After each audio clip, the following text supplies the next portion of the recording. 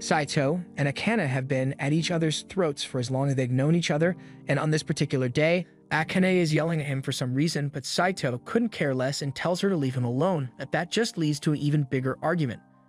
One of Akane's friends, Hidamare, comes over and she finds it funny how they are always fighting, but now that she thinks about it, Akane seems to care way too much about what Saito does, so she's starting to wonder if there's something going on between the two of them. Akane is disgusted and denies having any feelings for Saito, because she'd much rather have a roach crawl into your ear and go out with him. And Saito is equally offended by the idea of dating someone like her, so they start arguing some more. Once the school day is over, Saito is on his way back home, but all of a sudden, he gets a phone call from his grandpa. He answers and his grandpa invites him to come have some tea with him at his house. But Saito has better things to do, so he's not interested in going on a tea date with his grandpa. Grandpa reminds him that he already made Saito the heir to his company, so the least he could do is spend some time with his dear old Pop-Pop while he's still alive. But even if Saito still doesn't want to, Grandpa knows a thing or two about kidnapping children, so he has a limo and some of his armed guards pull up beside Saito. Saito briefly considers running out of there like a track star, but then he realizes his grandpa is definitely crazy enough to have him shot and sent to the hospital, so he decides to comply. He gets in the limo, and while the guards are driving him, he asks where he is being taken. The guards are apologetic because they know their boss is being unreasonable, so he tells him that they were instructed to bring Saito to a villa, but they don't know what Saito's grandpa is planning.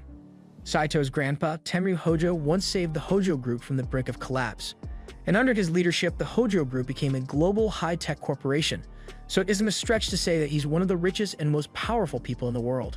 And it may be hard to believe, but Saito's grandpa cares about his grandson more than anything. But Saito's father, on the other hand, seems to care a lot more about milk.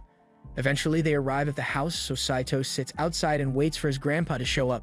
But while he's waiting, Akane unexpectedly shows up, and the first thing she does is yell at him. She asks Saito what he's doing here, so he explains that his grandpa asked him to come, and as it turns out, Akane's grandma invited her here for tea as well. The situation is strange, and neither of them knows what's going on, but they still can't stand each other, so they end up bickering as usual. Just then, Saito's grandpa and Akane's grandma show up, and they've got something important to tell the two kids, so everyone heads inside. A feast has been prepared because the two grandparents want to celebrate, but Saito has no idea what they are supposedly celebrating here.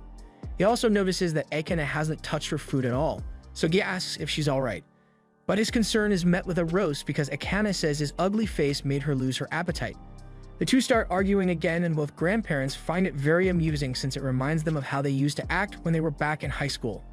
Saito is getting sick of this, so he asks them what they wanted to talk about, and the two respond saying that Saito and Akane are going to get married.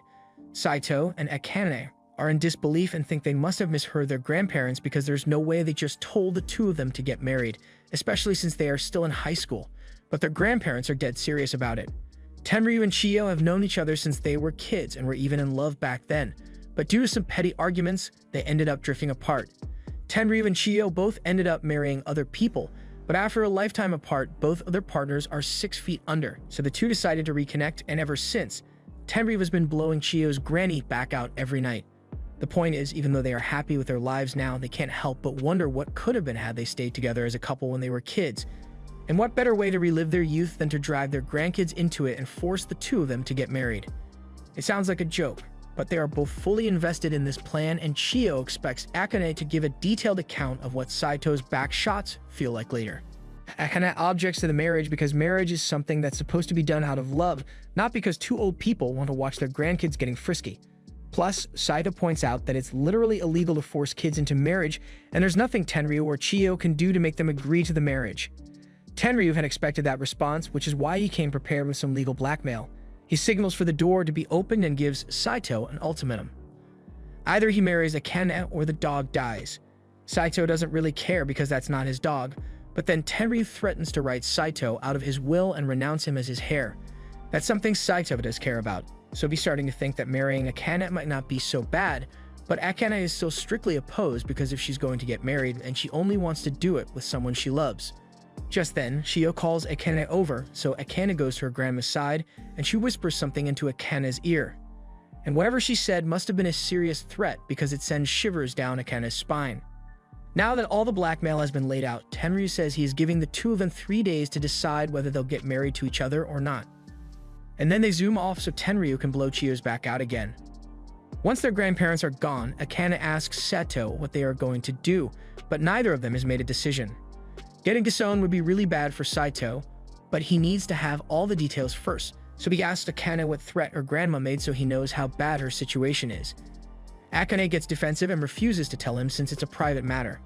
Later that night, Akane is laying in bed and thinking about how she has never managed to outperform Saito, and what pisses her off even more is the fact that he always beats her without even trying. She decides to call Himari to ask for advice on what she should do, and after explaining the situation of being forced to marry someone she doesn't like, hypothetically of course, Himari is surprised that stuff like that still happens. Akane asks what Himari would do if she were in the same situation, so Himari tells her that she would have to refuse since she has someone she already likes, and she would never marry someone else. Akane is surprised to hear that Himari has a crush since she has never mentioned him before, but that's just because Akane never asked. Akane asks for the details, but Himari doesn't want to tell her the guy's name for now since she still hasn't confessed to him yet, although she doesn't admit that it's someone from their class. They've talked about Himari's love life enough for one night, so Himari changes the subject and asks Akane if she's in love with anyone. Akane has never had time to fall in love with someone before, and right now the only emotion Akane is feeling is a burning hatred for a certain someone. Since Akane doesn't have a crush or anything, Himari thinks it would be fine if she just got married like her grandparents want. After all, assuming this hypothetical guy isn't a serial killer, they could just live together and split rent and bills, so it would be a great way for Akane to save on living expenses. Although she probably need to give birth to an heir at some point, so she might end up getting non-stop back shots to make that happen, and Akane doesn't think she could handle that. Meanwhile, back at his house, Saito is having a panic attack because he already has a hard enough time dealing with Akane at school, but if they end up married, then he will never be able to escape her constant nagging. Saito's cousin, Shize, can tell that something is bothering him, so she asks him what's wrong, and Saito explains that their grandpa is threatening to disown him if he doesn't agree to his demands. That definitely sounds like something their grandpa would do, so she asks Saito what he plans to do. She's perfectly fine with him giving up his rights to the company if that's what he wants, because even if he ends up becoming a hobo, she will still love him the same. However, she knows that Saito has big dreams, and if he is going to accomplish those dreams, then he will need access to the Hojo Group's resources. Regardless of what he chooses to do, she promises that she will be by his side to help him every step of the way, and Saito is really glad to have her with him. 3 days go by, and both Saito and Akane meet with their grandparents because they have made their decisions and are going to get married. Since that has been settled, Saito says he and Akane will file the paperwork for their marriage once they've graduated, but that's not good enough for their grandparents because they expect Saito and Akane to be in their life as a married couple immediately. They've even got a brand new house lined up for them, so they drop them off there and drive off. Akane starts freaking out because she can't just suddenly start living with Saito, but Saito is already desensitized to the BS his grandpa pulls, so this doesn't surprise him. The two of them head inside, and if nothing else, this house is actually pretty nice, so Akane thinks living here might actually be fun. Or it would be if she didn't have to stay here with Saito. This place is fully equipped with everything they could possibly need, but there's just one problem: there's only one bed. They call their grandparents to complain about the bed, but they intentionally set it up that way because they want Saito and Akane to sleep together. In fact, they are making it an official rule that Akane and Saito must sleep in the same bed every single night, and Chiyo wishes Akane luck with the inevitable pounding she'll receive. Saito realizes that their grandparents must have set up cameras in order to watch them at night, which is most definitely illegal, but he can't figure out where they put them. However, while Saito is worrying about the cameras, Akane is worrying about having to sleep in the same bed as him. She nervously asks if he really intends to do it tonight, but Saito has no idea what she's talking about, so Akane gets embarrassed and starts yelling because she thinks he's going to double stuff her all night until she can't walk anymore. Saito has no idea how she came to that conclusion, but he tells her he has no intention of doing that. However, Akane still doesn't trust him, so she threatens to stab him with her comically large pencil if he tries anything and runs out of the bedroom. For now, they still need to get their stuff unpacked, so Akane is carrying her stuff upstairs, but that box looks pretty heavy, so Saito asks if she needs any help. Akane rejects his offer because she thinks Saito just wants to get a hold of her stuff so he can do pervy stuff with it. Besides, she's perfectly capable of doing it by herself. If she doesn't want his help, Saito isn't going to force the issue, but after taking a few steps, Akane loses her footing and falls backwards. Thankfully, she wasn't falling with an umbrella, so Saito catches her and she's perfectly safe, but he asks that she be a little more careful because if she ends up getting herself killed, he'd become the prime murder suspect. After everything has been unpacked, Saito finds a meal his grandpa left for him to eat, and Tenryu may be a jerk sometimes, but this is actually pretty helpful. After warming up the pizza, Saito is about to start eating, but Akane smells the food and she's really hungry, but she's too stubborn to ask for a piece. Saito doesn't want her to starve, so he ends up giving her a slice, but she takes it and immediately leaves without even saying thank you. A few minutes later, Saito is ready for bed, so he heads into the bedroom and lays down to go to sleep. But then Akane comes in and he remembers that they have to share the bed. They both agree that they weren't going to do anything, but there's no way Saito can fall asleep like this. To distract himself, he starts a conversation and asks Akane why she agreed to this marriage, but she still doesn't want to give any details about her reasons. This marriage is just a formality, so she's just going to have to put up with it for the sake of her dream, even if it means following their grandparents' weird rules. Saito suddenly realizes that if their grandparents can arbitrarily make up rules whatever they want, then it's only a matter of time before they make a rule about the two of them having kids. Akane realizes he's right, so she freaks out a little, and in the process, Saito accidentally touches her butt, so yet another fight ensues. That brings us back to the present, where Akane reminds Saito that under no circumstances is he allowed to tell anyone that they are married. Saito tells her that he already intends to keep it a secret, but Akane still doesn't trust him because what guy wouldn't want to brag about getting married to her? The next day they walk into the classroom together. Akane is stopped by Himari, who noticed her talking to Saito outside earlier. Curious, Himari asks what that was about. Akane, flustered and unwilling to reveal their secret, quickly says it was nothing. Himari finds this strange since Akane seemed angry at Saito before. Hoping to end the conversation, Akane lies and says she just told him to stop speaking to her so casually. Meanwhile, Saito sits at his desk only to find Shuzi standing in front of him with a blank expression. She steps closer and sniffs him. Noticing his shampoo smells different, she asks where he slept last night. Saito, wanting to hide his secret marriage to Akane, awkwardly looks away and claims his dad bought a weird shampoo, so he's trying it out. She keeps her dull gaze and remarks it's not just the shampoo, he smells like a girl. Without another word, she leans in and gently bites his neck. Then, as if concluding a mystery, she states he must be married. Saito's eyes widen in shock. Before he can respond, Shize reveals she noticed strange behavior from their grandpa and his company, so she investigated.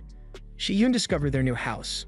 As she's about to say he married Akane, Saito covers her mouth and rushes her out of the classroom. Takes her up a single flight of stairs and is seen panting heavily. Our boy needs to start hitting the gym. Shize smirks and tells him she has no reason to keep his secret since he never informed her about the marriage. However, she offers to stay quiet on one condition. After some thought, she decides her price. His life will be in her hands from now on. A couple of hours later, Saito slumps at his desk, exhausted after an intense PE class. Just as he starts to relax, Akane and Himari approach him. Akane scolds him for leaving the PE equipment out instead of putting it back in the storeroom. Saito defends himself, explaining that the next class would be using the equipment, so he thought it would help to leave it out. Their bickering escalates, drawing amused looks from their classmates, who have grown used to their banter and find it entertaining. Later that afternoon at home, Saito is reading when he hears Akane scream from the kitchen. Rushing in, he finds her standing in front of the open fridge. She demands to know why it's filled with so many juice cans. Saito calmly explains that he bought concentrated vegetable juice because it's rich in vitamins and will make them healthier. Akane glares at him and snaps that it won't make them healthier since it lacks proper nutrition. Saito comes prepared, opening the second fridge to reveal shelves stacked with cup noodles. Akane stares in horror before screaming at the top of her lungs. Saito, oblivious to her distress, beams with pride, thinking she's impressed. He confidently explains that her reaction is justified because cup noodles are the ultimate food, cheap, quick, and convenient. Akane glares at the ground, dreading the conversation, and asks where he plans to get his protein. But Saito, ever prepared, grabs a bottle and his trusty tub of protein powder, proudly declaring that humanity invented protein shakes for this exact reason. He mixes one with dramatic flair, adding that the ideal shake balances whey and casein in perfect harmony. Sliding the bottle across the table, he offers her a taste. She looks at him with increasing alarm, asking if he plans to survive solely on cup noodles and vegetable juice. Saito nods, insisting that this is the pinnacle of cooking. Akane, exasperated, retorts that it's not cooking at all, just a sad science experiment. He repeatedly tries to coax her into drinking the shake, but she stubbornly refuses, calling it disgusting. Her expression shifts to one of deep concern as she realizes his diet could kill him. And if he dies, their marriage ends with him. Determined to intervene, Akane declares she'll show him what real cooking looks like. Saito dismisses her, saying he's fine with his protein shake, but she cuts him off and orders him to watch. She quickly dons a cooking apron and gets to work. As she moves around the kitchen, she glances at Saito, seated at the dining table with a blank, almost puppy-like expression. She thinks to herself that he'll be blown away by how good her food tastes. When she finally places the food in front of him and sits across the table, she waits eagerly for his reaction. Saito picks up his chopsticks and cautiously checks the dish for hidden traps such as nails or explosives. Finding none, he takes a bite. His eyes widen slightly as memories of childhood meals flood back and a faint smile appears on his face. Akane, still watching, asks him what he thinks. To her surprise, he says it's just a simple, home-cooked meal, but to him it means everything. Offended, she snatches the plate away, declaring that if it's not good enough, she'll feed it to the dogs. Saito tries to grab it back, protesting that he never said it was bad. Akane, still fuming, snaps that he didn't say it was good either, leaving her seething as they argue over the plate. Saito grabs the plate and starts eating while Akane tries to stop him. Once he's done, he sets the plate on the table, claps his hands in a quick prayer, and leans back, satisfied with his full stomach. The next morning, Akane tries to wake Saito up for school, but he's fast asleep, dreaming about cuddling in bed with his cousin Shizzy. Still caught in his dream, he pulls Akane into bed, mistaking her for Shizzy. After a few moments, she snaps out of it and yells at him to get up. They both get out of bed and Saito apologizes, saying he didn't realize she'd come to wake him for school. Akane, however, tells him she didn't wake him up for school, to scold him for leaving the dishes unwashed. Since she cooked dinner the night before, she insists it's only fair for him to do the cleaning. Saito responds casually, saying she should just use the clean utensils for now, and he'll do the dishes later when they pile up. This infuriates Akane, and she yells at him to do the dishes immediately. Saito brushes it off, explaining that he's used to cleaning once a month and doesn't see the big deal. Akane is horrified to hear this, her heart skipping a beat at the thought of someone cleaning only once a month. Saito, noticing her reaction, tells her not to be so against the idea of living with trash, claiming humans can coexist peacefully with it. Akane screams back, saying she doesn't want to live with trash. She wants a proper, clean, and beautiful life. It's clear they're complete opposites.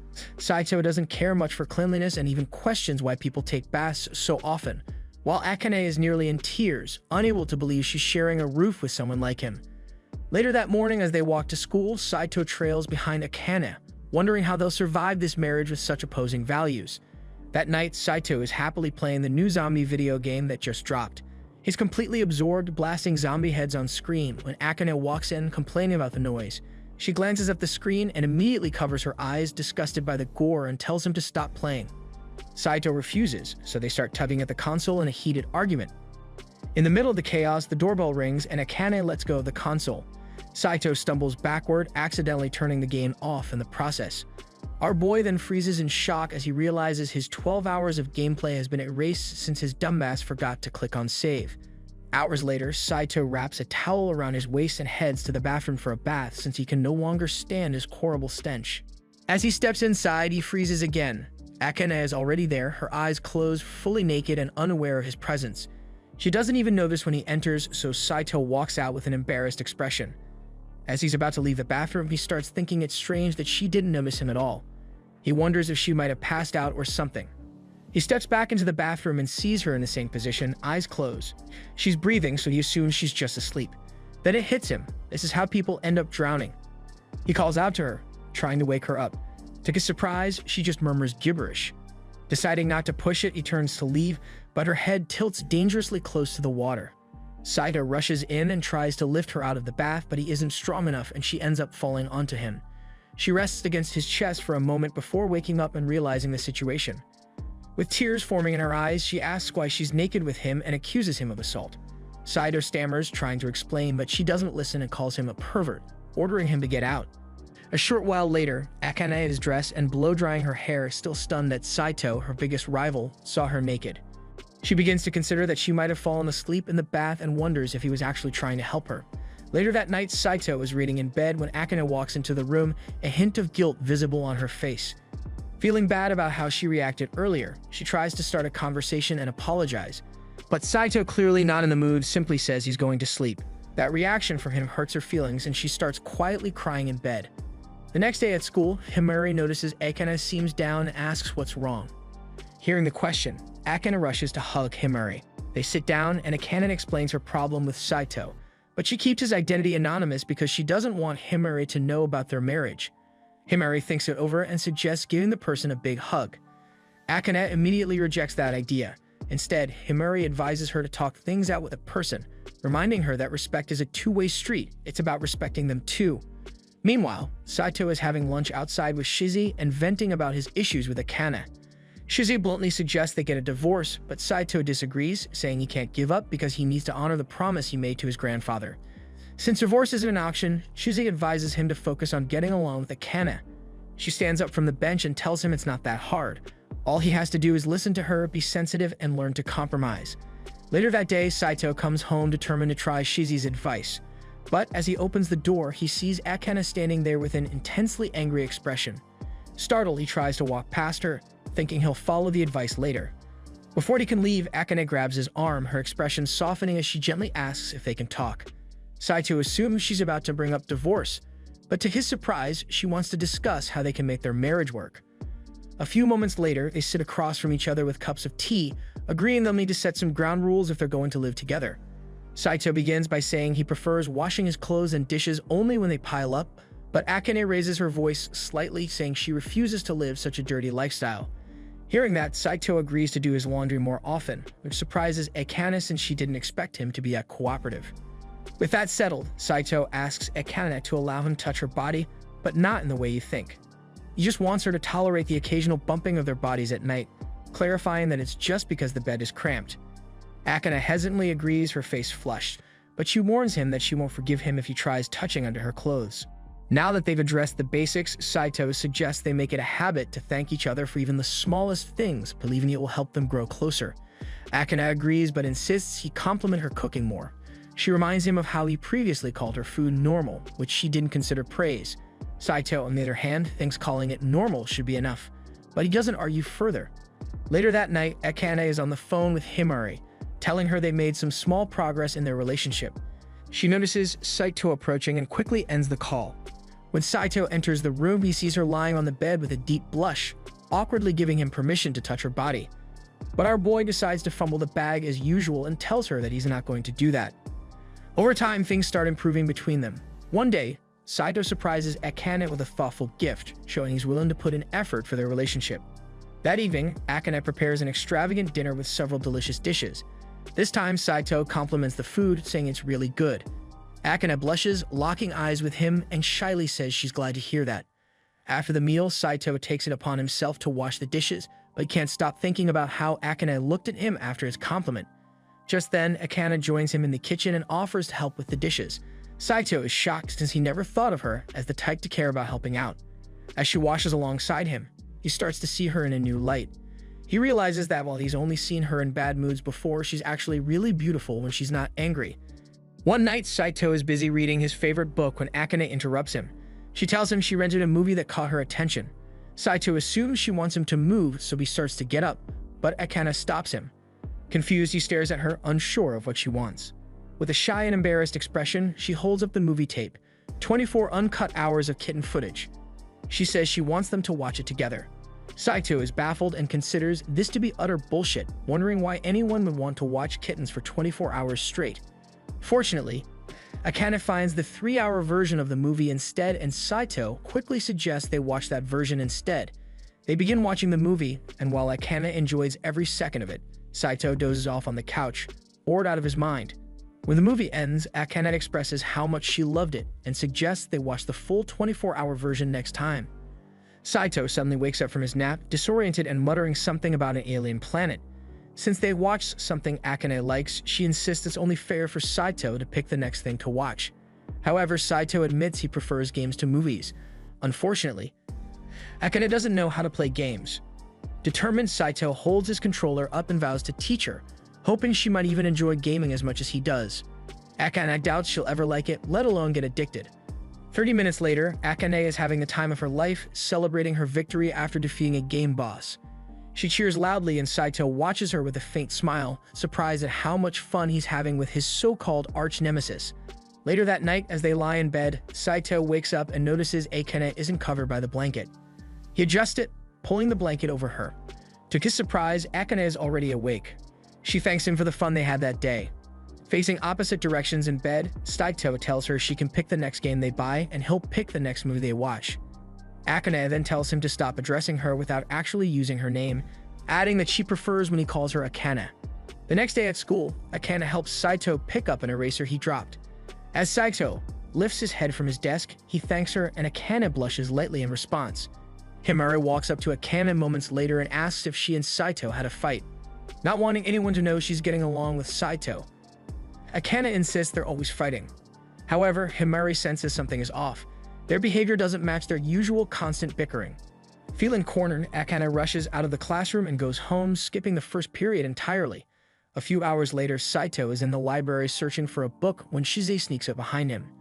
She covers his eyes with her hands and playfully asks him to guess who it is. Knowing Shize is the only person who would pull such a stunt, Saito correctly guesses it's her. She laughs and removes her hands from his eyes, confirming his guess. Shize notices Saito holding a book on communication skills, and although she knows that his communication skills are dog water, she still asks him what it's for. Saito explains that he thinks it might help him strengthen his relationship with Akane. He mentions that he's learned so far that teamwork between both parties can build solidarity. During the break, Saito calls out to Akane as she walks down the hall. Akane turns around with an annoyed look, saying she prefers not to talk much at school. Saito asks if she's busy or has plans for later in the day. When he learns she's free, he invites her to go shopping with him after school. Akane realizes this might be a date, but before she can overreact, Saito quickly pulls her into an empty room to avoid being overheard. Akane scolds him for dragging her into such a dark space because she thinks he's trying to get some. But Saito isn't trying to catch a case, so he clarifies that he only did it because she was about to say something about a date. Akane blushes slightly and points out that it's basically a date since guys and girls don't just meet up for no reason. Saito tries to brush it off, saying it's not a date and that he only needs her help to carry groceries. Akane finds this amusing and decides to play along, leading them both to laugh like total goofballs. After school, Akane is startled when Himari greets her excitedly. Himari's shift at work got cancelled, and she wants to hang out. However, Akane already has plans with Saito and doesn't know how to tell her. Himari enthusiastically talks about all the fun they could have together, but Akane, with tears in her eyes, admits she already has plans with someone. Himari takes no offense and, curious, asks if it's a new friend. When Akane says it's someone Himari knows, Himari quickly guesses it's Saito and teasingly asks if it's a date. Flustered, Akane speeds off to avoid answering any more questions. As Akane runs, she suddenly trips over Shize, who's lying on the ground. Startled, Akane helps her up and apologizes repeatedly, asking why Shize was on the floor. Shize casually says she was waiting for her. But Shize doesn't let people step on her without consequences, so she hands Akane a legendary sword as compensation. Akane, uninterested, slowly walks away, saying she doesn't care about such things. Before Akane leaves, Shize asks if she plans to build teamwork with Saito and blocks her path until she answers. Akane, not wanting to deal with this, apologizes and runs off in the opposite direction. Later, Akane and Saito walk through the park, both blushing as they approach the supermarket near their homes. Inside, Saito notices they're out of eggs at home and picks up a pack to place in the cart. Akane stops him, pointing out that he should check the price before just adding things to the cart. A few minutes later, Akane discovers the supermarket is holding a limited-time sale, and a crowd has already gathered to grab the discounted items. She tries to push her way through the chaos, but quickly gets shoved to the side. Saito attempts to jump in as well, but he's tossed aside even faster than Akane. Left lying on the floor in shame, they both burst into laughter at how terrible they were at fighting for the sale. Akane stands up, smiling, and declares that she isn't going to give up. Saito gets up too, but he admits he's ready to quit. Akane looks him in the eye and tries to raise him up by insisting he has to come with her. Our boy has successfully been rizzed up, so he blushes and agrees, and then after that, the two walk home together. That night, Akane wakes up to find Saito with his finger in front of her face, about to poke her cheek. She sits up and immediately scolds him, accusing him of planning something as gruesome as gouging a hole in her cheek. Saito denies her accusation and decides to admit he's a total simp by explaining that he couldn't resist poking her cheek because she looked so cute while sleeping. Akane blushes at his response and hugs her pillow. She lies back down and tells him he can watch her sleep, but only for a little while, which is still very creepy. The next morning, they both wake up and greet each other with awkward blushes. Later that afternoon, on their way to school, they pass by a stall selling strawberry cream buns. Akane wants one, so Saito goes to buy it for her. He returns with the pastry in hand, but it's too large for her to eat alone. He suggests they split it, and as they share the cream bun, Himari spots them. She's surprised because she's never seen them together outside school and begins to suspect something is going on between them. Akane quickly denies it, claiming Saito was just stalking her. That night, Akane stays up late studying for an upcoming test. Saito, on the other hand, doesn't see the point in studying. He boasts that he never studies and just memorizes everything from class, even scoring perfectly on the last test. Akane takes this as mockery, throws her pillow at him, and tells him to leave. A few minutes later, Saito knocks on her door and hands her a snack, thinking it might help her focus. She opens the door and is delighted to see a strawberry cake. She takes it inside, wondering why he would go out of his way to make it for her. She decides to take one bite and is overwhelmed by how delicious it is. Filled with joy, she eats the cake, knowing the sugar will help her power through the night. Saito prepares more dishes for her, which she eats with a happy smile. The next morning at school, Akane is walking through the halls when she suddenly collapses. Luckily, Himari is nearby and rushes to her side. Himari asks if she's okay, and Akane reassures her that she's fine, just a bit sleep-deprived from studying all night. Himari urges her not to push herself too hard and reminds her that her health is more important. But Akane is more focused on getting the top grade in the class. Himari advises her again, pointing out that she'll never outscore Saito. Despite this, Akane remains determined to surpass Saito in every way. That evening, Saito brings her a late-night snack, only to find her slumped over her desk. Assuming she's fallen asleep, he moves closer but notices her uncomfortable expression. He quickly realizes she isn't feeling well. Saito checks Akane's temperature and sees that it's a worrying 40 degrees. She's clearly burning up from a fever. Akane complains about feeling sweaty and uncomfortable, so Saito grabs a wet rag and carefully cleans the areas where she's sweating the most. As he tends to her, Akane mumbles weakly, talking about how much she needs to study if she ever wants to achieve her dream of becoming a doctor. She explains that her ultimate goal is to help people live long, healthy lives and to be someone who can step in whenever someone is in need. Akane's voice turns quieter as she shares how her parents can afford to send her to medical school. She reveals that the only reason she agreed to marry Saito in the first place was because her grandmother promised to fund her education if she married him. Hearing this, Saito feels a mix of surprise and admiration. He never knew about this deeply personal dream of hers. Akane's frustration starts to spill out. She vents about how hard she studies every day but can never seem to surpass him, even though he barely puts in any effort and still gets perfect scores. Then, almost as if she's confessing something she had buried for a long time, she admits that she's always admired him, even if she never said it out loud before. Realizing what she just admitted, Akane's face turns red, and she yells at him to forget everything she just said. A few minutes later, Saito checks her temperature again. This time, it has climbed to 42 degrees. Alarmed, he decides it's time to call an ambulance, but Akane insists there's no need for that and tells him to just go to bed. He tries calling an ambulance anyway, but can't get through. Seeing no other option, he picks her up in his arms and tells her he won't just stand by while she's suffering. As he carries her outside, Akane looks at him with surprise. She never thought he had the strength to lift her so easily. She jokes about him being stronger than she thought he was. Bro will hold onto that compliment for the rest of his life. That aside, Saito decides to use this precious moment to bring up the dream she mentioned earlier. At first, she assumes he's about to roast her about it, but instead he tells her that he believes in her. He's confident she'll achieve her dream because she's someone who never gives up no matter how hard things get. While running toward the hospital, Saito reflects on their unusual marriage. Though he initially disliked her, he finds himself thinking that maybe this marriage could end up being something wonderful after all. The scene shifts to the following morning. Akane wakes Saito up by leaning over him with a playful smirk and a mock death threat. She quickly laughs it off, saying he should be grateful she woke him up in time for school. Saito groans, realizing she's back to her usual antics. It turns out Akane only had a bad cold that day, and a week later, everything has returned to normal. At school, Saito's day starts with Himari approaching him to congratulate him on his perfect test score.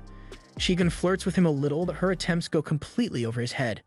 Not long after, Akane walks up to him with a deadly serious look in her eyes. For a second, he braces himself for a scolding, but her expression softens into a blush. She reminds him that he has a wife and warns him not to get too close to other girls. As she turns and walks away, Saito can't help but smile to himself. Watching her, he thinks that maybe he really does have the cutest wife in the world. Before they head into class, Akane gives Saito the lunchbox she made for him. She is upset that he forgot to bring it with him and thinks he doesn't like her cooking, but on the contrary, Saito says he loves Akane's cooking, so it really was just an accident that he forgot it. They head into class, and when lunchtime arrives, the two of them prepare to begin eating. But before Saito could take even a single bite, Shizi comes over and says she is hungry, so is his little sister. She demands to be given his entire lunch. Saito reminds her that she already had 3 bowls of rice. But Shizi doesn't care about the food she ate before. All that matters is that Saito has food, and she wants that food. Everyone in class decides to butt in on the argument, and since Shizi is cute, They all take her side and tell Saito to let her have some of his food.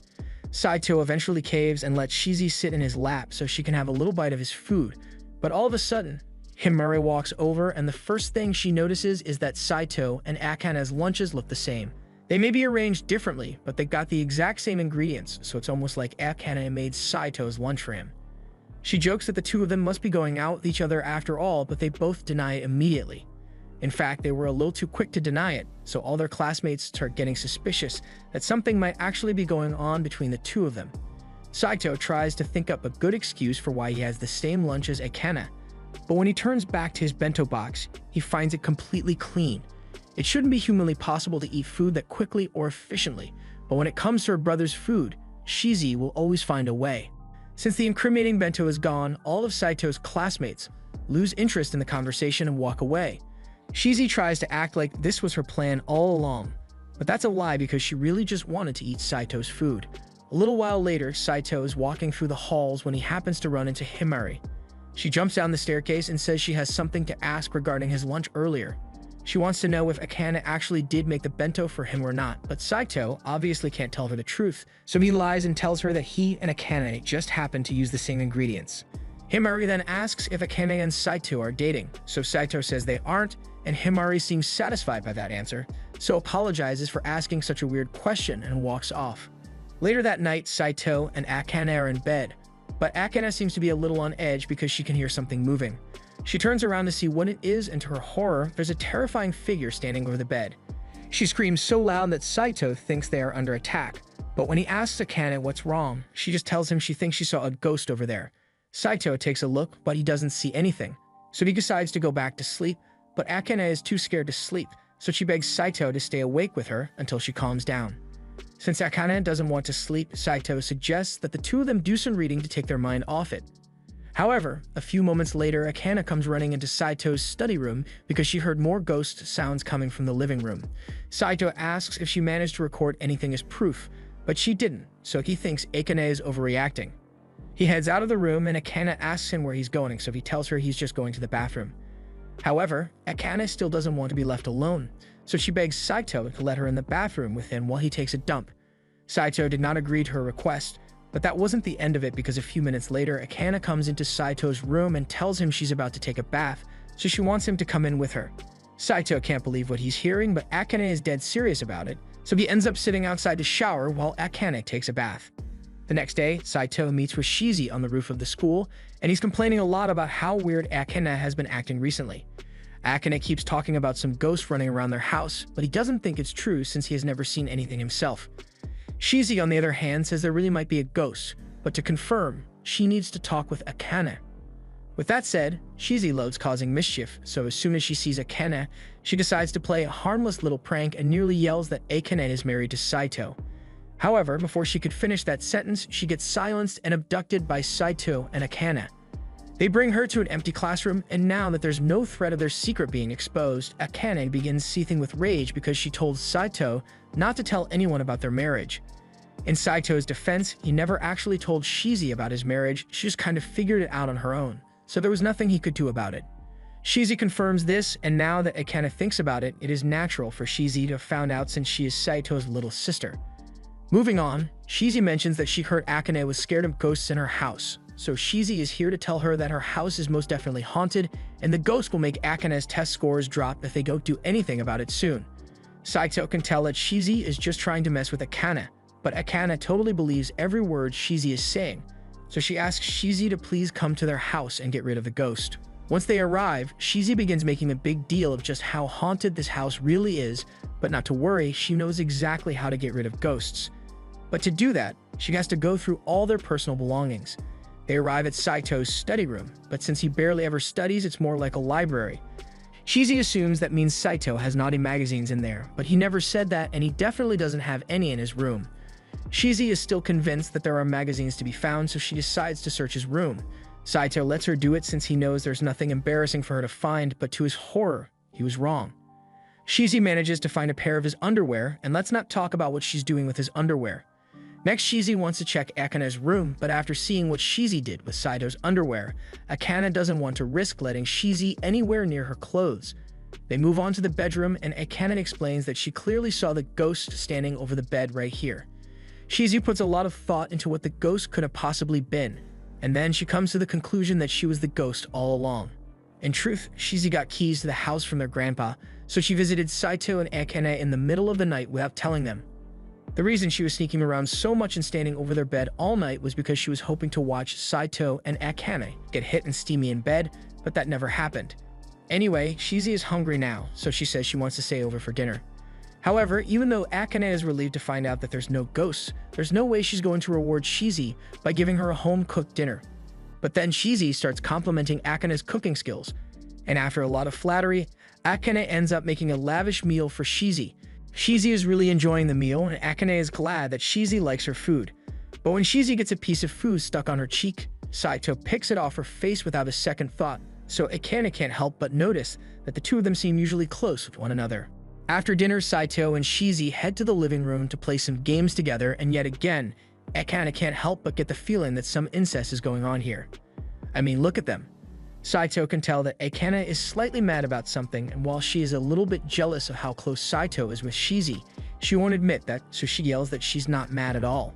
Saito is really confused and doesn't know what Akane could possibly be upset about, but he doesn't want to stick around to find out, so he says he's going to take a bath. Shizi gets up as well and says she'll follow him. But this is where Akane draws the line, since Shizi is pretty much the same age as Saito, so there's no way this is okay. Shizi says she and Saito always bathe together, so it's not a big deal, although as far as Saito remembers, the last time he had a bath with Shizi was before he moved in with Akane. Akane has heard enough at this point and declares that the two of them are not allowed to bathe together in this house, no matter how natural they think it is. A couple hours later, Saito is lying in bed when Akane comes into the bedroom. She asks where Shizi is, so Saito tells her that Shizi is still playing games in the living room. Akane is relieved, since that means she can finally talk with Saito in private. Saito has no idea what she wants to talk about, but he's willing to listen, so he puts his book down. The first thing Akane wants to talk about is that cat game he was playing with Shizi. Saito usually never buys cat games, so if she had known that he bought a cat-themed game for her sake, then she would have asked to play with him. Saito says he didn't bring it up because he knew how much Akane wanted to study, but even so, Akane would have gladly taken a break to play with him. Also, she wishes she could have played it before Shizi did, but Saito has no idea why that would be important to her. He asks if there's a special reason behind it, but Akane just gets embarrassed and yells that for someone so smart, Saito can be really dumb at times. Yelling at Saito somehow made Akane feel a lot better, but there's still one more complaint she has. She tells Saito that she thinks he pampers Shizi a little too much, but again, Saito thinks it's perfectly normal. Besides, Shizi is blood-related. All of a sudden, Akane feels a hand grab her ass, and Saito feels a hand drifting dangerously close to his meat, so both of them are getting really mixed signals right now. They both deny doing anything, and a few seconds later, Shizi pops out from underneath the covers, and it turns out she was just messing with him again. She says she is going to spend the night in their bed so she can be next to Saito while she sleeps like always. Again, Akane can't believe that Saito always sleeps with Shizi, but Shizi really enjoys lying next to her brother. Akane gets to have it all to herself most of the time anyway, so one day with Shizi shouldn't be a problem. Akane tries to explain that she only sleeps with Saito because their grandparents forced her, but Shizi assumes Akane just wants to be alone with Saito, so she offers to sleep on the floor instead. However, Akane doesn't want Shizi to misunderstand anything, so she says they should all sleep together after all. Later that night, Shizi turns to Akane and tells her that she needs to be more direct about her feelings for Saito. Akane tries to act like she doesn't know what Shizi is talking about, but Shizi could clearly see that Akane was jealous of how much Saito was pampering her. Although Saito is really dense when it comes to things like this, so he will never figure it out unless Akane tells him herself. Shizi continues, saying she is glad Saito has someone like Akane around, since she was worried he might end up alone for the rest of his life. But when Akane asks Shizi to explain what she means, Shizi just goes to sleep. Himari meets up with Akane at a cafe, and the first thing she does once they get seated is ask Akane if she likes Saito. Akane is caught off guard, so she frantically denies any affection for Saito, but she's curious why Himari would ask such a question in the first place. Himari admits that she's got a crush on Saito, but Akane doesn't understand what she could possibly see in a guy like him. Himari says she loves everything about Saito, like how handsome and prepared he always is. There was this one time that a girl on their sports team fainted from a heat stroke. But while everyone else was panicking, Saito remained calm and took charge of the situation. Now that Akane thinks about it, she realizes Saito is pretty reliable in a crisis, but that's beside the point. Himari says she really admires someone who knows how to keep things together, and Saito is always nice to her, so she was hoping Akane could get Saito to like her back. Akane agrees to help her, but she doesn't know how exactly she's supposed to help, so she asks Himari what she wants her to do. Himari says she just wants Akane to give her some information about Saito's interests so she can relate to him more, but come to think of it, Akane doesn't actually know much about Saito. Later that evening, Saito finds Akane standing behind him with a pen and notepad in her hand. He's a little freaked out, so he asks her what she's doing, but Akane just says she's observing him and doesn't explain further. Saito tries to ignore her, but Akane keeps following him around, and even when it's dinner time, she holds her camera up to his face. He asks her if there's a reason she's holding the camera so close to his face, but Akane can't tell him about Himari's crush, so she tells him to just ignore it. Saito decides to just eat his dinner, and while he's eating, Akane asks him if there's a particular type of girl he likes. Saito is surprised by the sudden question, but he tells her he doesn't have a specific type. Next, Akane asks him what his favorite food is, and Saito tells her he likes steak, sushi, and seafood bowls, topped with caviar. That last one is a little too fancy, so Akane asks how he likes his steak done, and Saito tells her he prefers his steak rare. At school the next morning, Akane informs Himari of Saito's favorite food, and Himari is glad to learn a side of him she didn't know about before, and since she's so interested in learning more about what Saito likes to do, Akane tells her that Saito likes playing video games and reading books before bed. Himari thinks that's really interesting, but she wonders how Akane could possibly know what Saito likes to do before bed, so Akane has to make up an excuse and says she overheard him talking about it earlier. That night, Akane is getting ready to make dinner, so Saito asks what's on the menu for the night. Akane tells him she's going to make fish, so Saito is really disappointed. He says he thought she would make steak for him since she was asking him about it yesterday. Akane had never intended to make steak, but since Saito was looking forward to it so much, she agrees to do it, although they're going to need to shop for ingredients. While walking back from the grocery store, Akane tells Saito that she really enjoys doing things like this. It makes her feel kind of nostalgic because she used to go shopping with her mom when she was little, but Saito can't relate to that. When they get home, Akane prepares the steak for Saito just like she promised, and when Saito takes his first bite, he just kinda stares at the plate for a second in shock. Akane thinks Saito must hate the steak she prepared, but he tells her it's actually so good that he wishes he could eat it every day. Akane can't believe Saito is giving her such high praise for her food, but she's happy about it. So she says she'll make as much amazing food as Saito wants. But as she says this, she gets a bit too close to Saito's face, so they both get embarrassed. The next day at school, Himari approaches Saito at his desk and asks him if there's a particular type of girl that he likes. She says she heard that Saito doesn't have a particular type, but she just wants to confirm for herself. First of all, Saito asks her where she got that information, but Himari doesn't want to reveal that she got Akane to ask him, so she pleads the fifth. Anyway, about her question, Saito says he doesn't agree with the whole categorizing people into types thing. He would never know if he wanted to go out with someone unless he got to know them first. It's answers like that that make Himari love Saito so much. A lot of guys often ask her out without knowing anything about her, and when she asks what they like about her, it's almost always about her chest size.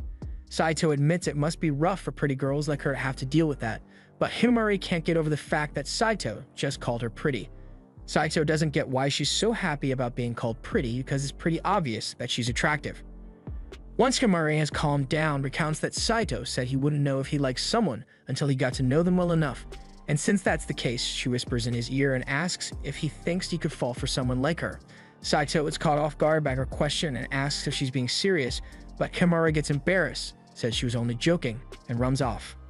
Later that day, while Saito is playing games in the living room, Akane sneaks into his room and starts snooping around for information to give Himari. But just when she finds Saito's diary, Saito comes in and spots her. She immediately becomes defensive and yells that she's not funneling information about him to anyone, but Saito has no idea what she's talking about. And even if she's snooping around in his room, it's not like he has any secrets worth looking at. In that case, Akane asks him if he can recommend one of his favorite books to her, and Saito is more than happy to oblige. So he hands her this thick book about history and the art of war and tells her he enjoys laughing at the stupidity of humans while reading it. Akane doesn't understand the appeal, but she relays the information to Himari anyway. But the next day at school, Himari meets up with Akane and tells her she couldn't understand a single word of it. Akane apologizes because she should have asked Saito to recommend a book that's not so complicated, but Himari actually prefers it this way since she has an excuse to talk to Saito now. Himari then runs over to him and says there's a book she doesn't understand, so she'd like him to help explain it to her. While Himari does this, Akane watches from the door and she's starting to feel a little jealous about how casually Himari can talk to Saito. Saito tells Himari he doesn't mind explaining the book to her, after all, he kinda owes her. Whenever Saito and Akane had fights at school, Himari would always step in to mediate for them, so he's grateful to her for that. Himari says she just doesn't like seeing people fight, but if not for her, Saito genuinely thinks Akane might have killed him once ago. Himari thinks Saito might be exaggerating a little since Akane is actually pretty nice, because back in grade school, Akane helped her out when she was getting bullied. Saito is surprised that a social butterfly like Himari was bullied, but back then, she wasn't good at talking with people, and she looked different, so she was an easy target to make fun of. Her blonde hair may stand out, but Saito thinks it really suits her, so anyone who would make fun of her for it must be really stuck up. Himari thinks it's funny that Saito would say that since Akane said the same thing back in grade school to stick up for her. Thanks to Akane, the bullies finally left Himari alone, and ever since then, Akane has been really important to Himari. Akane hears all this and she is deeply touched by how much her friend cares about her. But just then, Shizi appears and asks her if she's jealous of Himari having a crush on Saito. Akane denies being jealous and says she's just surprised by Himari's feelings, but Shizi tells her Himari's feelings are in no way new. Himari has had a crush on Saito ever since their first year of high school here. Honestly, Shizi is surprised Akane never noticed because Himari gets along really well with Saito. In fact, they look like they'd be the perfect couple if they started going out. Akane starts looking a bit uncomfortable at the thought of Saito and Himari as a couple, so Shizi asks her if she's hoping Saito and Himari don't start going out, but Akane doesn't have an answer to that. After school that day, Himari meets Akane outside to thank her for all her help since she got to spend the day talking with Saito about the book. She is really happy, so she offers to buy Akane a strawberry parfait to show her gratitude. She suggests that the two of them could spend the night at Akane's house and have fun like usual. Akane is really excited to have Himari over since it's been a long time since they've gotten to hang out together, but then she realizes that it'd be really bad for Himari to find out that she lives with Saito. She tries to make an excuse that her house is too messy for her to come over, but Himari remembers hearing Shizi talk about visiting Akane a few days ago, so why would Akane allow Shizi to come over, but not Himari? Himari assumes Akane must just not like hanging out with her anymore, but Akane assures her that's not the case. Akane eventually ended up agreeing to let Himari come over, so she hurries home to warn Saito ahead of time. They can't let Himari find out that both of them live together, so she asks Saito to hide all his stuff in his room until she leaves. Unfortunately, the doorbell rings and they realize that Himari has already arrived, so they don't have any time to spare. Akane tells Saito to start hiding his stuff while she keeps Himari busy. Saito gets to work gathering his stuff, but he doesn't have enough time to hide it in his room, so he ducks behind the counter as Himari and Akane walk back in. Once Himari and Akane sit down to chat, Himari tells her that she plans to ask Saito out on a date tomorrow, so she wants to know if Akane is okay with that. Akane doesn't understand why Himari is asking for permission from her, so Himari explains that Akane has always been fixated on Saito ever since their freshman year, so even if she claims to hate him, Himari knows some part of he must secretly have a thing for Saito, and Himari wouldn't want to get in the way of that. She likes Saito, but she likes Akane even more, so if Akane isn't comfortable with her going out with Saito, she won't ask him out. Again, Akane assures Himari that she doesn't care if she asks Saito out because she hates him more than anyone in the world. Saito heard the entire conversation, and he's starting to feel down because he didn't realize Akane still hated him so much. The next day, Himari gets Saito alone in an empty classroom to ask him out on a date, and while that's happening, Akane and Shizi are standing outside the door. That night, while Saito is having dinner with Akane, he tells her about his date with Himari and asks her how she feels about it since they are technically married. Akane gets up and yells that this marriage is fake, and that she has no feelings for Saito, so whomever he dates is none of her business. Saito accepts her answer and says he just wanted to make sure she was alright with it, but Akane is already regretting what she said. The next morning, Saito gets dressed and is about to head out the door, but Akane is starting to feel really uncomfortable about this date. She asks him if he's really going to go, and Saito plans to, unless of course Akane says she wants him to stay. Akane tells him he can do whatever he wants, so Saito starts walking out the door, but before he leaves, Akane grabs him from behind and says she doesn't want him to go after all. She can't explain why, but the thought of him having fun with another girl makes her really sad, and even if it was a forced marriage, he's still her husband, so she won't let him cheat on her. Saito smiles after hearing this because that's exactly the kind of reaction Saito was hoping to get. He tells Akane he actually turned Himari down when she asked him out, so he's been lying about having a date this entire time, and now he knows for sure that Akane cares about him. Anyway, since he's dressed up already, he invites Akane out to do some shopping with him to make up for the prank he played on her. The following day at school, Himari greets Saito as usual, and he's surprised that she's acting so normal even though he turned her down. But just because she got rejected once doesn't mean Himari is going to give up. She swears that she will keep trying until Saito falls for her someday. But now that Akane has acknowledged her feelings for Saito, she's not going to sit by and let Himari steal him from her. Himari wasn't joking when she said she wasn't giving up on Saito, because the very next day she gives him a homemade lunch at school. She heard that Saito really likes steak, so that's what she made for him. However, Saito declines because he already brought his own lunch. She still insists that he at least try some of the lunch she made because she worked really hard on it, and the rest of Saito's classmates end up pressuring him into it, so Saito says he will take a bite. Himari is happy that Saito agreed to eat her lunch, so she feeds him a piece. And after taking the first bite, Saito realizes that the steak she made is actually delicious, so he continues eating it. Akane gets upset that Saito is enjoying Himari's food so much, and even though Himari doesn't understand why Akane would be jealous, she tries to make her feel better by feeding her as well, and Akane gets embarrassed. Later on in the day, Himari approaches Saito again and tells him she's been having a hard time with math class recently, so she was hoping he would tutor her. Saito doesn't see a reason to object, so he agrees to help her study, but then Himari suggests that the two of them can study at her place, and her parents won't be home, so it'll just be the two of them. Saito tells her to quit joking around since that sounds a lot like a date to him. But that's exactly what Himari was going for. After all, she made it very clear that she was going to keep flirting with Saito until he falls in love with her. However, Akane won't stand for this. She could let Himari feeding Saito slide, but there's no way she's letting Saito spend that much alone time at Himari's place. But since she can't explain why she's jealous, she warns Himari that Saito might try to do pervy stuff to her if they are alone. But Himari was actually hoping Saito would do something like that. Akane is now even more against letting Himari have alone time with Saito, so as a compromise, Himari suggests that Akane joins the tutoring session as well. After all, if the two smartest people in class tutor her, then she might be able to get third place on the next exam.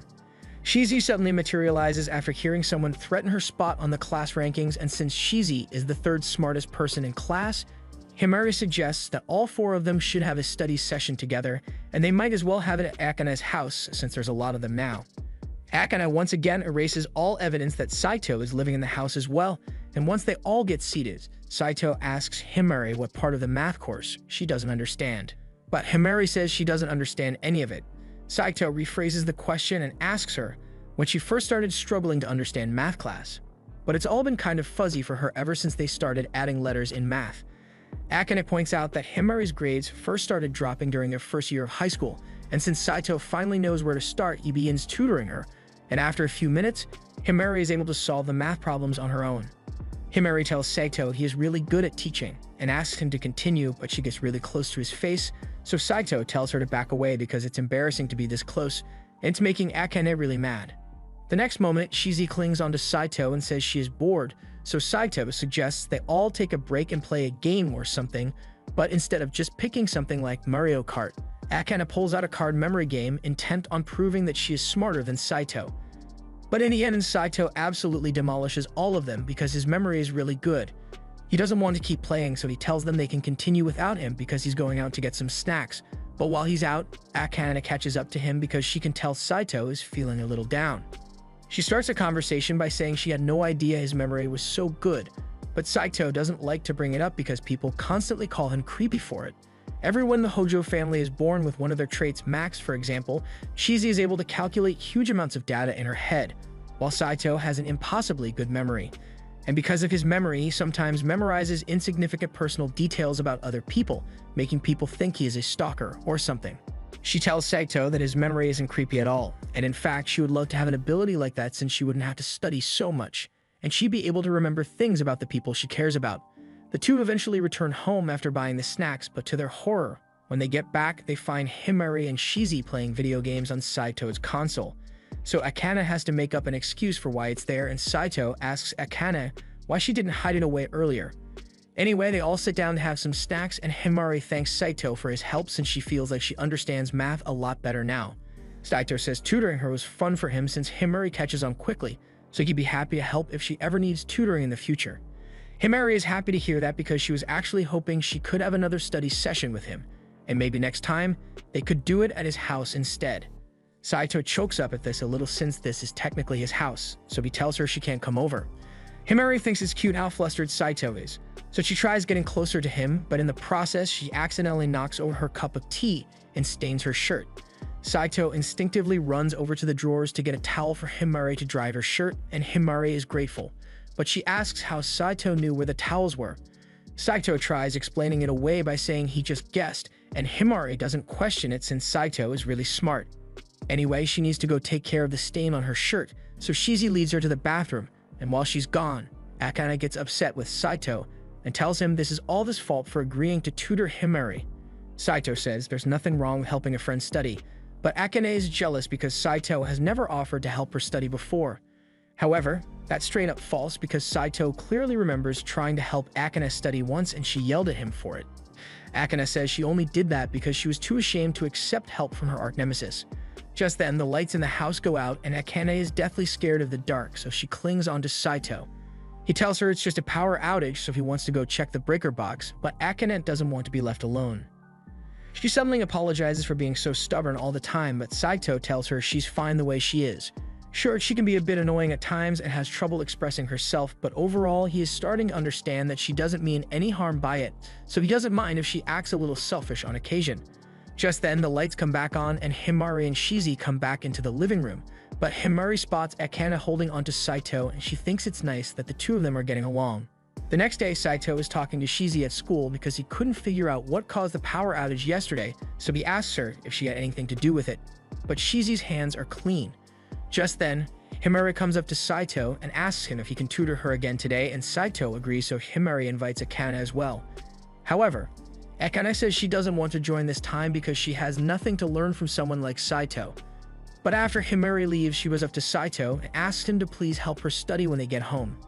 That night, Saito teaches Akane a good method to memorize things, and it works really well for her, so she thanks him for sharing his study methods. But this isn't really Saito's method in the first place. He has never had to study, but he came up with a couple study methods as an experiment and tried them out with different people to see how it would work. Although Akane is the first one to memorize things so easily with it, so it must be because she's naturally smart. With that said, Saito thinks they've studied enough for one night, so he wants to call it a day, but Akane wants to keep studying till morning. Saito knows she is studying to become a doctor, but he still doesn't understand why becoming a doctor is so important to her. She tells him it's none of his business, and Saito admits that she's right, but he still wants to know about Akane's motivations regardless. Since Saito wants to know more about her, Akane agrees to tell him and begins explaining that when she was younger, she had a little sister who was very sick. Her sister could hardly get out of bed, and Akane's parents had to work day in and day out to cover her hospital bills, so they were never around much. Akane's sister would constantly cry out in pain, but all Akane could do was pat her head and watch her suffer until the day she eventually died. She couldn't save her sister back then, but there are other people out there just like her who are suffering right now, so Akane wants to do everything she can to save those people. Saito is glad Akane opened up to him, but since she told him about her late sister, she's been feeling gloomy ever since. Saito doesn't know what to do about it, so he goes to Shizi to ask her for advice on the matter. After telling Shizi about the situation, she thinks about it for a second and tells him that Akane would probably feel better if she got to do something fun with Saito, like shopping. Saito says he goes shopping with Akane all the time. That's not the kind of shopping Shizi was talking about. Even though Akane probably won't admit it, Shizi figured out that she's into a lot of girly stuff, so inviting her to go shopping for sweets or something stylish would be more appropriate. And Shizi knows the perfect place since there's a festival in town with all sorts of sweets from around the world. That same day, Saito goes up to Akane while she's making dinner and asks her if she wants to go out with him on their next day off. Akane is so shocked that she accidentally burns the food, but she agrees to the date with Saito, and the next day, she goes to talk to her grandma about it. Her grandma is so excited that Saito and Akane are finally getting along that she could die with no regrets right now, but before that, she has to prepare Akane for the date. So she brings her to a hidden closet full of clothes she had been gathering for the day Akane falls in love, but Akane denies being in love with Saito. The day of the date finally arrives, and when Saito sees Akane, he is stunned for a moment because she looks really lovely in that dress. They head out into town, and Saito suggests that they go to a cat cafe first since he knows how much Akane loves kitties. But Akane immediately says they can't go there. She's come here before, and let's just say she went a little overboard, so she's banned from that cafe for life, but she still really wants to go in. Since the cafe isn't an option, Saito takes Akane to a karaoke room, but Akane starts freaking out because she thinks Saito is going to try something now that they are alone.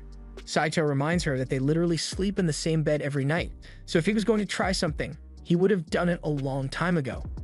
Akane picks out a song for them to sing, and they actually have a lot of fun singing together, and afterwards, Saito takes her to a lemonade store that he thinks she'll like. Akane gets a strawberry lemonade, and Saito was right because she really does love it. She has had a lot of fun today, but she's curious why Saito asked her out in the first place, since he always does things for a reason. Saito admits that he was trying to make her feel better because he made her remember some painful memories, and Akane is surprised since that was awfully considerate of him. In return, she says Saito can pick a place he wants to go to next, and she'll tag along with him. But she soon regrets those words because Saito takes her to a supplement store. As soon as they walk in, a big buff dude offers Saito a platter of supplements, and he immediately starts scarfing down as many as he can, and he looks like he's really enjoying himself. After Saito bought all the supplements he needed, he and Akane start walking home, but along the way, Akane spots a ring that she really likes in one of the shops. Saito tells her she should get it for herself if she really likes it that much and Akane wants to, but it's too expensive for her to afford. Saito takes a look at the price and it really is expensive, but Akane says she'll just have to wait until she starts working and can afford to buy it for herself. Although by then someone else would probably have bought the ring. They continue walking home, and Akane thanks Saito for asking her out today because she really does feel a lot better. But Akane's good mood doesn't last forever because the next day she's back to complaining about every little thing Saito does. Saito wishes the two of them could get along for more than a day, but then he recalls that Akane really wanted the ring she saw yesterday, so he comes up with an idea. At school, Saito asks Shizi if it's okay for him to come to her house today. Shizi asks him if there's a special reason for it, but Saito just wants to hang out with her since they haven't spent much time together recently. Shizi would love to have him come over, so she calls for her ride, and a few minutes later her limo pulls up outside. Saito has had bad times in this limo, so he asks Saru to drive carefully, but she only knows how to go fast or faster. After a heart-pumping ride, they eventually arrive at Shizi's mansion and head up to her room. Shizi immediately starts changing her clothes, but Saito tells her to stop and go change somewhere else. However, Shizi doesn't see a problem with changing in front of Saito, and she prefers it when he helps her change anyway, so Saito has no choice.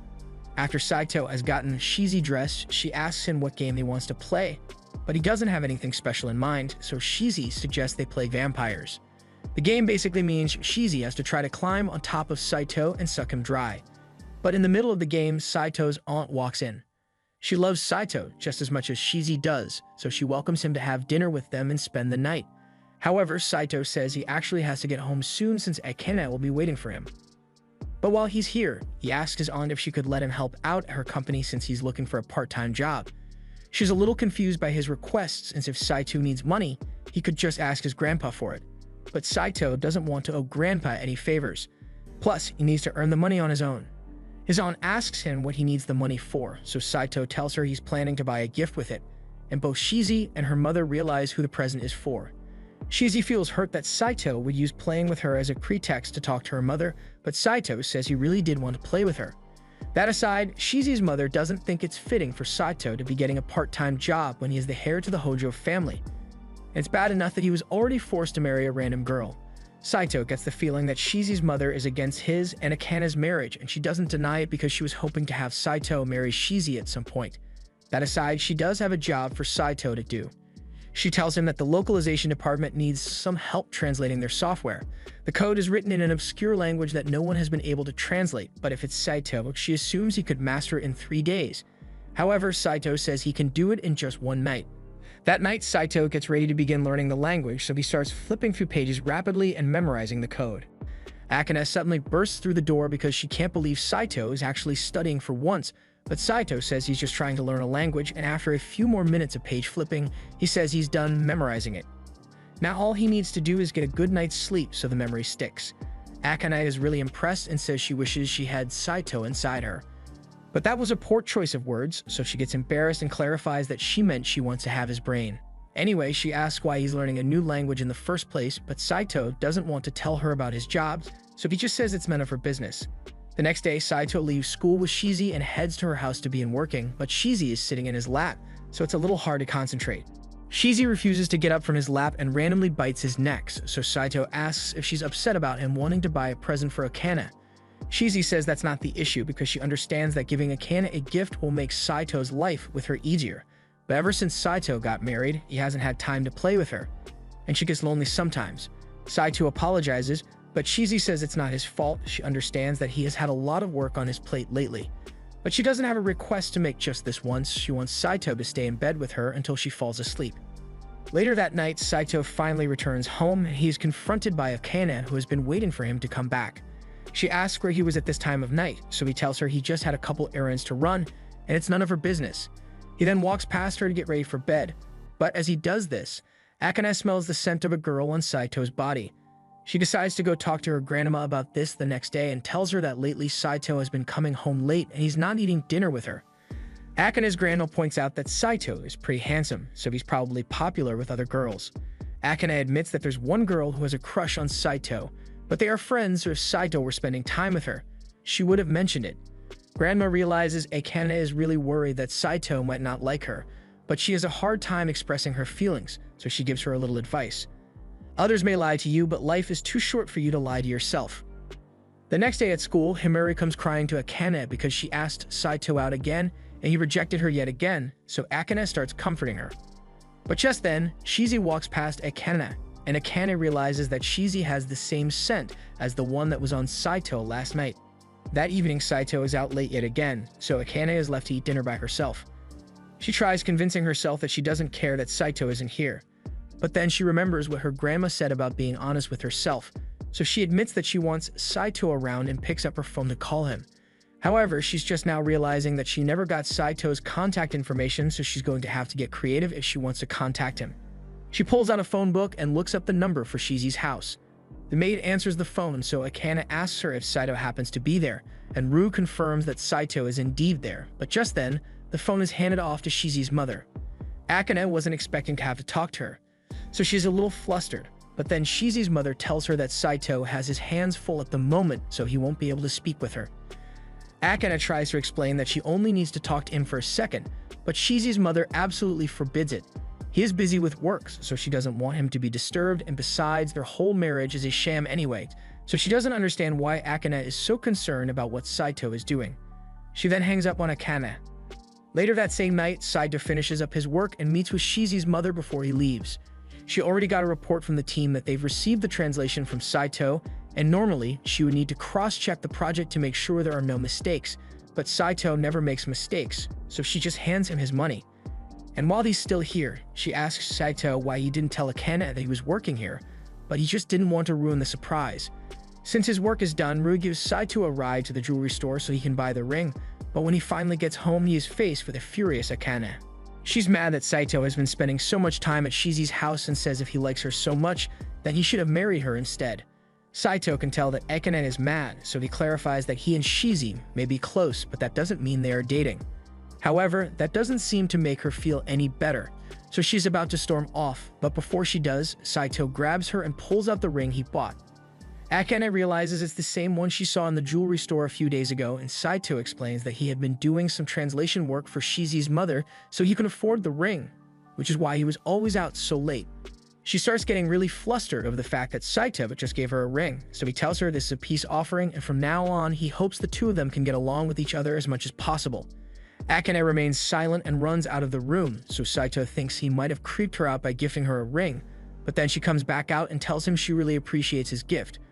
The next morning, Saito wakes up to find Akane sitting in bed, admiring the ring he gave her, and she looks really happy. She asks him if he's going to be out late again tonight, but Saito says he's done with his work, so Akane joyfully says she'll make him a nice dinner tonight. Throughout the day, she keeps admiring the ring every chance she gets, and by dinner time, she has prepared a wonderful steak dinner because it's Saito's favorite. But she went a little overboard on the meal prep here. However, Saito forces himself to eat every bite because he doesn't want to turn down Akane's kind gesture. The next day, as they walk to class, Saito is still feeling sick from all the steak he ate last night, but then he notices that Akane is still wearing her ring. He grabs her hand and pulls her away before anyone sees it. Akane has no idea why Saito suddenly dragged her away, so Saito points out that Akane has her ring on, and while he's glad she likes it, they can't let their classmates see it and start asking questions. Akane says she understands, so she'll put the ring in her pouch for now and only wear it at home. However, after returning home, she is hit with a horrible realization. She lost the ring. Akane frantically searches through her bag, but it's not in there, so she goes outside to retrace her steps in hopes of finding it. Unfortunately, even after walking all the way back to school, Akane still hasn't found it, and she's mortified that she somehow lost a precious gift from Saito after just one day. She briefly considers getting a sketchy modeling job to pay for a new ring, but even if she did buy a new one, it wouldn't be the same. The ring was a symbol of Saito's love for her, so no matter what, she has to find the original ring. The next day, Akane tries searching the grocery store to see if she might find the ring there, but she had no such luck, so she sits down on a park bench to cry about it for a minute. Shizi soon shows up, and it doesn't take her long to figure out that she lost the ring Saito bought for her. Akane panics because she doesn't want Saito to find out she lost it, but Shizi tells her she doesn't have to worry because she's going to help her find it. She and Shizi proceed to search the entire school for it, but by nightfall, they still haven't found it yet. Akane apologizes for keeping Shizi out so late and tells her she can go home now, but she's going to keep looking on her own for a little while longer. Shizi tells her she doesn't have to carry the burden alone, but Akane says it was her fault the ring got lost in the first place, so she needs to be the one to find it no matter how long it takes her. Shizi suggests that Akane should ask Saito for help looking for it, since he's really reliable, and he could probably figure out where it is with his photographic memory, but Akane absolutely refuses to get Saito involved. Meanwhile, Saito is back at home wondering why Akane is out so late at night today. Just then, someone walks in through the front door, so Saito gets up expecting to see Akane, but it's actually Shizi. Shizi came here because she heard that Akane made curry for dinner tonight. She also tells Saito that Akane won't be coming back for a while, but when Saito asks what's going on, she tells him she can't talk about it because Akane made her promise to keep it a secret. And Shizi doesn't break promises, so if Saito wants to figure out what's bothering Akane, he's going to have to do it the old-fashioned way and stalk her a little. Saito takes Shizi's advice, so the next day after school, he follows Akane as she walks around town searching for something. And now that he thinks about it, he realizes that she hasn't been wearing her ring for the past few days, so he figures out what's going on. He later finds Akane crying under a bridge because she can't find the ring, so he walks up behind her and says he appreciates her trying so hard to find it, but they can always buy another one, so there's no need for Akane to stress herself out so much. However, Akane still insists that she needs to find the ring because it was the first real thing she got from Saito. Saito only married her because he was forced to, but he bought that ring for her because he wanted to give her a gift. It's a symbol of his love and shows that he actually cares about Akane, so even if she spends the rest of her life looking for it, she has to get it back. Saito finally understands why she's been so desperate to find the ring, and if it's really that important to her, then he offers to help her look for it. On the day Akane lost the ring, she and Saito walked home after school together, and Saito remembers every single stop they made along the way. After looking through his memories, he remembers seeing Akane open her bag a total of 4 times that day, and in this very spot, she pulled out her handkerchief, which is probably when she lost the ring. And from this angle, it must have ended up falling into the storm drain, so Saito takes the cover off and reaches into the drain before pulling up the pouch Akane kept her ring in. Akane can't believe Saito was actually able to find it, so she hugs him and swears she will never lose her ring again. At the same time, it looks like a new girl related to the Hojo is about to fly into Japan for a visit, and she isn't happy about Saito's marriage, so she plans to steal him away. The next morning, as Saito is sitting on a bench at school, he is greeted by Maho, but he has never spoken to her before, so he asks her, "Who are you, and what do you want?" He looks through his memories and finally recalls seeing the girl one time in the past, but he still has no idea who she is. Maho is devastated that Saito doesn't know anything about her, but anyway, she tells him she likes him and she wants him. So she asks Saito to be her boyfriend. Saito is beyond shocked by the sudden proposal from an absolute stranger, but Maho says she's not a stranger because she actually knows a lot about him. Like the fact that he was asked out by Himari, but he turned her down, and the fact that he's currently living with Akane. Saito becomes serious and asks how she could possibly know that, but Maho dodges the question and asks him if he is willing to go out with her now. Saito still refuses, but then Maho threatens to tell the entire school that he is married to Akane if he doesn't do what she says. He thinks she is bluffing at first, but then she actually starts yelling out loud, so Saito is forced to cover her mouth, and she uses it as an excuse to try kissing Saito. Fortunately, Shizi comes to the rescue and kicks Maho away to save Saito. She swears that she will protect Saito no matter what, but she forgets to protect herself because when Maho comes back, she goes after Shizi since she's so cute. Maho asks Saito if she can keep Shizi for herself, but Saito obviously refuses, so Maho just attempts to kidnap Shizi anyway. Luckily, the school bell rings just in time, so Maho drops Shizi and excitedly runs off to pack up her stuff. Saito is relieved that he can finally relax, but Shizi can tell that Maho is going to be troublesome, so she warns Saito to be careful. Saito later heads back to his class so he can pack his stuff up as well, and as he looks out the window, he can see that Shizi, Akane, and Himari are already going home, so he can finally spend some alone time today. However, all hope of alone time disappears when Maho comes looking for him, because every guy in class gets mad at him for having another cute girl, so he is forced to run out of class with Maho. Once they are alone, Saito asks Maho what made her decide to ask him out in the first place, so she tells him it was love at first sight. Saito doesn't buy it because he knows he's not handsome enough for that to happen, but Maho really does think he's good looking. Just then, as she slides down the railing to force Saito to catch her, and when Saito gets upset that she put herself in danger, she tells him life is too short to play it safe all the time, because you never know when you might end up dying. That's why Maho wanted to confess to Saito as soon as she realized she was in love with him, although Saito can't relate because he has never been in love.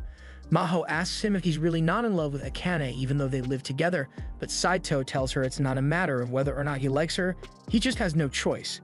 In that case, Maho asks if he would like to try falling in love with her, and she already has the perfect place for a first date. Saito initially turns her down, but then she asks him if he could at least show her around town since she's still new here, so Saito agrees and they end up going to Whackdonald's together. While there, Maho orders this absolutely massive cheeseburger and I don't understand how, but she managed to inhale the entire thing in 1 second. Saito is shocked by how much she likes junk food, but he can't really judge her for it because he likes junk food just as much. Maho says her sister always yells at her whenever she eats junk food, but you know it's annoying. Maho knows her sister is only looking out for her. Just then, she notices some sauce on Saito's finger, so she decides to seize the opportunity and licks it clean. Saito is concerned that Maho was willing to lick his fingers with no hesitation, but he's even more concerned about the fact that she just took a picture while doing it, so he demands that she delete it immediately. She refuses, so he chases after her, and when he gets outside, he finds Maho sitting around the corner of the building out of breath. She can't run away anymore, so Maho deletes the photo and Saito is satisfied, so he tells her they can go back to the shopping district now. Maho is surprised that Saito still wants to hang out with her after what she just did, but Saito was never really mad at her. He just can't have her taking pictures of him like that. From what Maho has been told, Saito and Akane get into fights all the time, but Saito seems like a chill guy, so she assumes he and Akane must just be incompatible. Saito can't deny it since he and Akane don't get along well, so Maho asks him why he doesn't just break up with her, but that's not really an option for him. Later that evening, Saito is done showing Maho around town, so he tells her he's going to go home now, but Maho says she wants to come over to his house and spend the night. Saito immediately refuses, so Maho resorts to blackmail again and threatens to tell everyone about his and Akane's marriage. Saito is left with no choice but to allow her to come over, so he leads her to his house and rings the doorbell for Akane to let him in. Akane opens the door and she's about to yell at Saito for getting home late, but then she freezes after seeing her little sister on Saito's arm. Saito can't believe that Maho is really Akane's sister, and Akane is surprised Maho didn't mention it at all. Anyway, Maho comes inside, and the first thing she does is give her big sister a huge hug, because it has been so long since she saw her, but then Maho starts making the hug weird, so Akane has to push her off. Saito has several questions here, like for one, he thought Akane's sister was dead. Akane doesn't understand why he would think that because she never said anything about Maho dying. All she said was that she couldn't see her sister any more better place. And it was true, because Maho has been traveling the world, so it has been a long time since she last came back to Japan. And now that she's here, she wants to inspect Saito and Akane's married life. She heads straight for the bedroom, and when she sees the double bed, she asks Akane if she and Saito sleep together every night. Akane says they do, so Maho thinks that must mean Akane and Saito have done the deed, because there's no way two people who aren't siblings sleep together and nothing happens between them. Akane assures her that she has never done that kind of thing with Saito before. Maho is relieved to hear that, but she still wants to make sure no funny business happens, so she says she wants to spend the night here. She asks Akane if she can sleep over for the night, and Akane is more than happy to accommodate her, so she tells Maho she can stay for as long as she likes. To celebrate Maho's arrival, Akane decides to make a pot of porridge for dinner, but Maho and Saito really don't like the sound of that, especially Maho. When she was little, Akane would always force her to eat porridge whenever she got sick, so trauma starts coming back to her whenever she even thinks about porridge. Akane still intends to make porridge though, so she heads to the fridge to get some ingredients, but there she finds Shizi's body almost completely frozen. After getting Shizi out of the fridge, Saito checks to make sure she's alright, and Shizi starts asking him to give her mouth-to-mouth, but if she can talk, then Saito says she must be fine. Just then, Maho comes running up and offers to give Shizi mouth-to-mouth instead, but Shizi jumps back in the fridge to get away from her and then hides behind Saito. Maho begs Saito to please let her have Shizi, but he'd never give up his beloved little sister. Maho points out that since Saito is married to Akane, that makes her his little sister-in-law, but Shizi refuses to let her title be stolen, so she challenges Maho to a little sister duel.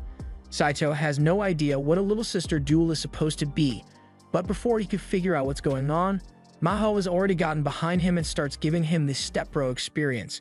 But Saito's not into that, so he gives her a score of 0. Shizi then steps up to show Maho how to act like a real little sister, so she falls to the ground and pretends to hurt, activating all of Saito's big brother neurons and compelling him to pick her up. It's pretty clear that Shizi won the contest, but Akane says she still thinks Maho is the best little sister in the world. Akane and Maho head into Akane's room so they can chat in private, and Akane asks her why Maho didn't tell her she was coming to Japan. Maho says she just wanted to surprise Akane, and Akane was definitely surprised, especially because Maho showed up clinging onto Saito's arm. Speaking of Saito, Maho says she has a proposition for Akane. She thinks it would be better if she marries Saito instead of Akane. She knows this whole thing started because their grandma and Saito's grandpa wanted to see what a youthful romance would look like through their grandkids, so there's no reason Maho can't take Akane's place. Plus, she's sure she could convince their grandma to fund Akane's education even if she isn't married to Saito. Akane tries saying that the plan would never work because Maho couldn't handle a guy like Saito. He's arrogant, egocentric, and thinks he is great at everything, which he is, but that's not the point. Maho doesn't see that as a problem since she's sure she could get along great with Saito. Plus, Maho has a lot of things in common with Saito, like her love for junk food and video games, while Akane absolutely hates those things. Akane asks if Maho is really okay with this since it would be much better to marry someone she actually loves, but Maho says she really likes Saito. Sure, she doesn't know much about him yet, but he's hot, and that's enough for Maho. She then shows Akane the picture she took earlier that day to prove how close she and Saito are, so she's sure they would get along as a married couple. Maho then gets up to go spend some time with Saito, and Akane doesn't know how to feel about this. Meanwhile, Saito is taking a bath when Maho suddenly enters and says she wants to bathe with him. Saito tells her to get out, but Maho doesn't listen and gets in the bath anyway. She then asks Saito if he'd be fine with marrying her.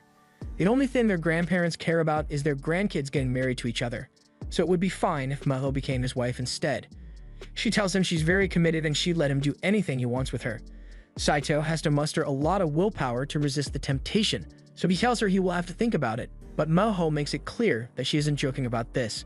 After Saito finishes his bath, he heads to the bedroom, and he looks completely exhausted. Akane asks what's wrong, so he tells her that Maho is so energetic that it's draining to be around her. Akane understands what he means, but she's glad to see Maho in such high spirits because when she was a kid, she was always sick and stuck in the hospital. So she might be a little bratty at times, but Akane still wants to give her as much as she can to make her happy. Saito is about to go to sleep, but before he does, Akane says there's something she wants to ask him. She was wondering if Saito wants to break up with her. Saito immediately gets up and questions why she would ask such a thing, but Akane doesn't know how to respond. This was the end of episode 8. Subscribe to not miss the next part.